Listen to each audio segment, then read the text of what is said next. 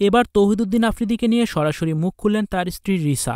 সম্প্রতি রিসা তার ফেসবুক পোস্টে জানালেন, আমাদের বিয়ে গত বছরই হয়েছে, 4 মাস আগে নয়, অথচ কিছু মানুষ মিথ্যা গুজরাচ্ছে আমি নাকি 6 মাসের অন্তঃসত্ত্বা। এসব কথা আমাকে ভীষণ কষ্ট দিচ্ছে। এমনিতেই আমি মানসিকভাবে ভেঙে পড়েছি। দয়া করে কেউ এসব গুজব কান দেবেন না। যারা আমাদের শুভাকাঙ্ক্ষী তাদের কাছে শুধু দোয়া চাই, বিশেষ করে আমার অনাগত সন্তানের বাবার জন্য। আল্লাহ যেন কোনো মিরাকল দান করেন।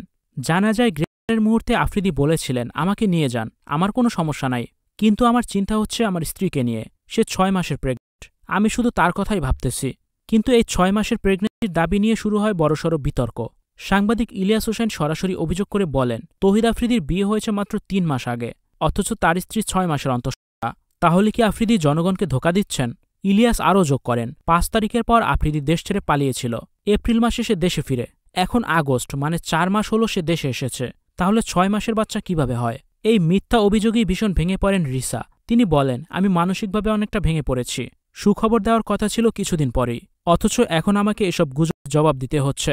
কিছুদিন পরেই যেখানে পরিবারের জন্য আসতো নতুন এক সুখের খবর, সেখানে এসেছে শুধু দুঃসংবাদ, এসেছে দুঃখ কষ্ট। আফ্রিদির বাবা জেলে, এখন সেও বন্দী। যে সংসার হাসি খুশিতে ভরে ওঠার কথা ছিল, সেখানে নেমে এসেছে অন্ধকার। ভাগ্য সত্যি অদ্ভুত খেলা খেলে। সুখের দোরগোড়ায় দাঁড়িয়েও যদি কষ্ট এসে দরজায় কড়া নাড়ে, তাহলে মানুষ শুধু আল্লাহর রহমতের দিকেই তাকিয়ে থাকে।